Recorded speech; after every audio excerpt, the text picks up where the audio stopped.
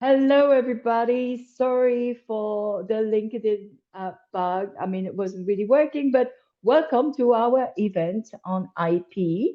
And I'm sure you're going to learn a lot of things. So, first of all, I would like to invite the panel to actually introduce themselves. So, I'm going to start with Alina, then be Anastasia and Michael. So, please go ahead.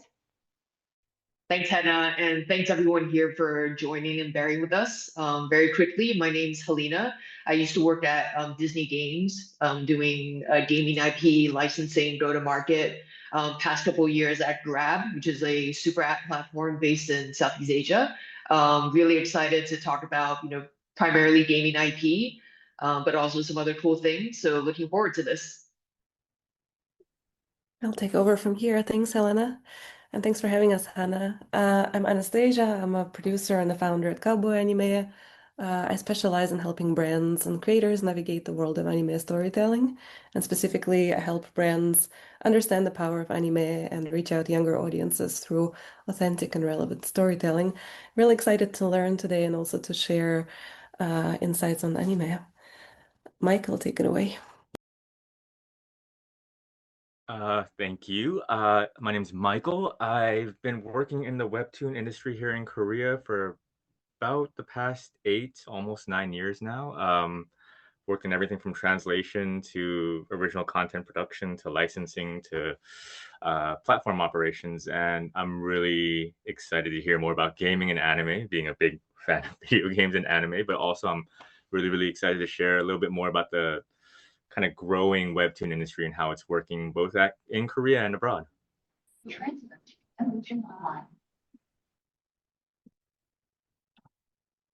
Thank you so much for the panel introducing themselves. So what we're going to start now is that I'm going to share with you the presentation that they worked so hard on. So just give me 1 second that I prepare this.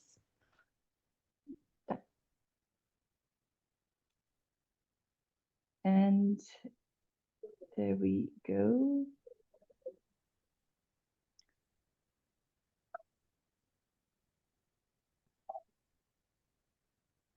So can you see my screen? They just give it a few minutes. It's still black. So there we go. Can you see it? Yeah, great. Thank you. Yes. So, Helena, what is actually transmedia? Because you share a lot about it on LinkedIn, but some people might not know everything. So could you please expand? Sure. So apart from transmedia being, I think, one of the many buzzwords of today, what we mean when we're talking about, transmedia, IP, consumer products, is basically taking one IP and amplifying it through multiple channels.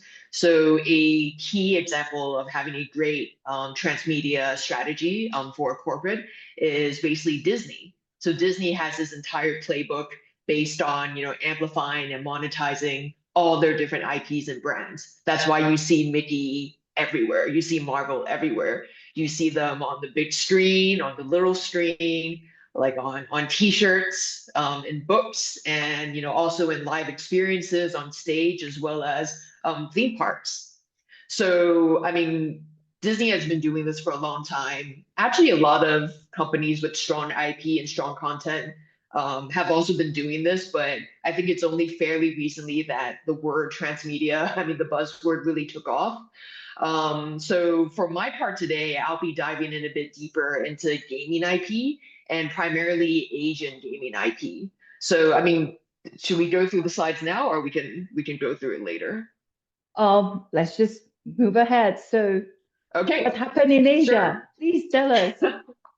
Amazing, this tiny place called Asia. So I mean, how I got interested in Asian gaming IP, I mean, I spent like most of my life in Asia, but when speaking to friends who didn't grow up in Asia, they were still exposed to Asian IP, but maybe they didn't know it.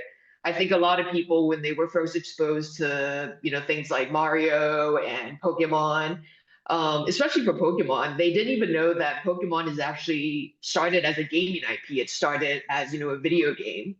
Mario, also started as a video game, but the cartoons, the movies came out pretty quickly. And nowadays, like when you think Pokemon, you think Mario, you think Sonic, maybe you think Final Fantasy, which is the third image you say there.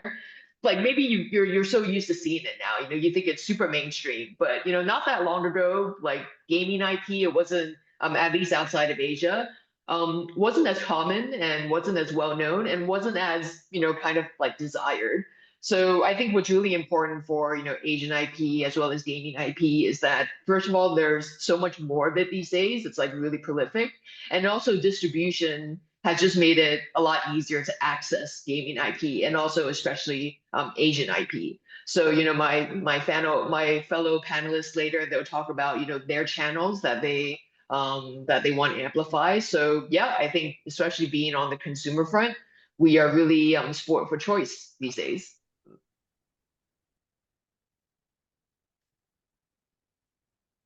I can just name a couple more gaming IPs. So everyone's heard of Pokemon, everyone's heard of Mario. Maybe you want to go one step deeper, one layer deeper. So the first image you see there is Genshin Impact, which started on mobile, but is now cross-platform. So when Genshin Impact, made by the Chinese developer HoYoverse, when they came out like a couple years ago, everyone outside of Asia was slamming them for being like a Zelda clone and for plagiarizing. And that happened for quite some time, but you don't hear much about it these days. And I mean, I think the game, even if it is a Zelda clone, like the game's so huge these days and has such a strong transmedia and IP strategy that it kind of doesn't even matter. The second image you see there is from Lies of P, and yes, that is Pinocchio. Even though he's a lot better looking than I remember Pinocchio being. So this was actually developed by the Korean developer NeoWiz. This game did really well. It was great action RPG. It just released a DLC like a couple months ago, which was very well received. And then finally, the third image you see there, we have Honor of Kings, which is a MOBA made by the Chinese giant Tencent. And I think when this first, I mean, not when it first came out, but when I think the West and ex-Asia finally started to notice this and hear about this, they were just like, oh, like Asians and their mobile games and their MOBAs and the gachas, it's not Fortnite, so we don't really care about it. But what I think what I want to say with this slide is that there's just so much good IP coming out of Asia, especially on the gaming front. It's not just Japan anymore. It's like the other East Asian countries, China, Southeast Asia, etc. So again, as a consumer, we are sport for choice. And I think what also gets interesting is that once this IP transcends the games and starts utilizing other channels, and that's essentially what transmedia is about. So also one thing to quickly highlight here. So some of you have heard of Black Myth Wukong. This was the big, AAA action RPG that came out of China, I think last year or a year ago. And it really put China on the map, which is funny because, like there were other popular games coming out of China. But I think once China developed, like something with slick visuals, something with a big budget, something that could be played on consoles, this was really when ex-Asia took notice. And this is interesting, the Age of Bharat. This is actually a game that's coming out of India. So it's Indian gaming IP. And everyone's so this hasn't come out yet, but everyone's looking forward to this as potentially India's Black Myth Wukong, when Indian IP is finally put on the map. Just want to highlight who founded the studio, Terra Gaming. So we have one guy who is ex-Ubisoft, and worked on big IPs such as Ghost Recon. But I really want to highlight Amitabh Bachchan, who is one of the co-founders of this gaming studio. He is probably one of India's biggest, hugest, most powerful actors, and I think he's at least doing the voiceover for this game. And he co-founded the studio, so he's going to have a lot of input. So yeah, exciting times ahead. And again, good gaming IP is not just coming out of Japan, Korea or China, but India will have its time at the spotlight soon. All right, I think maybe we can just show this last slide before we move on to the other panelists. So gaming IP, yeah, it's been the game, but in order to really harness that transmedia strategy is really when it starts going into other channels and starts touching other touch points and other consumer goods. So for example, the top image you see there is a Black Myth Wukong collaboration with a big jewelry brand, based out of Hong Kong.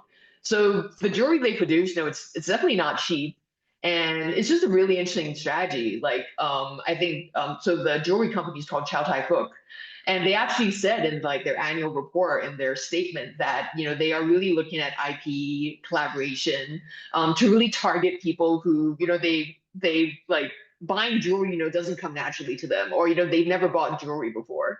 So with this particular collab, they were saying they really wanted to target men, which is pretty funny.